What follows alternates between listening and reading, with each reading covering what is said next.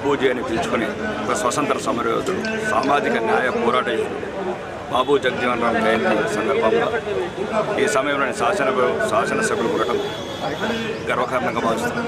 ముఖ్యంగా బాబు జగజీవన్ రామ్ గారు ఇప్పుడు అవసరం ఉంది ఈ రాష్ట్రానికి. ముఖ్యంగా పేదలకు జరిగే అన్యాయాల మీద ప్రశ్నించే గొంతులు తగ్గిపోయే టైంలో ఒక పోరాట అతని గురించి తెలుసుకోవాలంటే చరిత్ర బాగా చదవాలి. చాలామంది విసర్మించిన మర్చిపోయిన చరిత్ర, మరుగున పడ్డ చరిత్ర.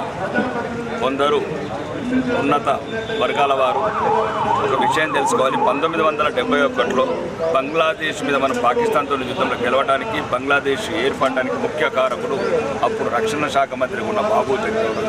కానీ ప్రచారం ఒకవైపు వెళ్ళింది, పాటుపడ్డ వాళ్ళు చరిత్ర విసర్మించింది. బాబు జగజీవన్ రామ్ గారు సుమారు ప్రపంచంలోనే ఒక బెస్ట్ పార్లమెంటేరియన్ అండ్ బెస్ట్ సమరయోధుడు. ముఖ్యంగా సామాజిక న్యాయం, అట్టడుగు వర్గాల గురించి అణువణువున అడుగడుగున పోరాటం చేసే యోధుడు. అతని జీవిత చరిత్ర పాఠ్య పుస్తకాలు ఉండాలి. మరీ ముఖ్యంగా ఇప్పుడున్న యువతరం, భవిష్యత్ తరాలు అతని చరిత్ర తెలుసుకొని స్ఫూర్తితో ముందుకు సాగాలి.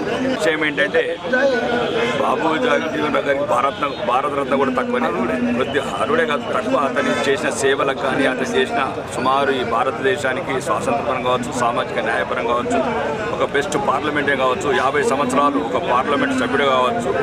అతని స్ఫూర్తి ఇవన్నీ కలకాలం నిలవాలంటే, చిరస్థాయిగా ఉండాలంటే భారత ప్రభుత్వం అతనికి భారతరత్న ఇచ్చి గౌరవించుకోవాలి.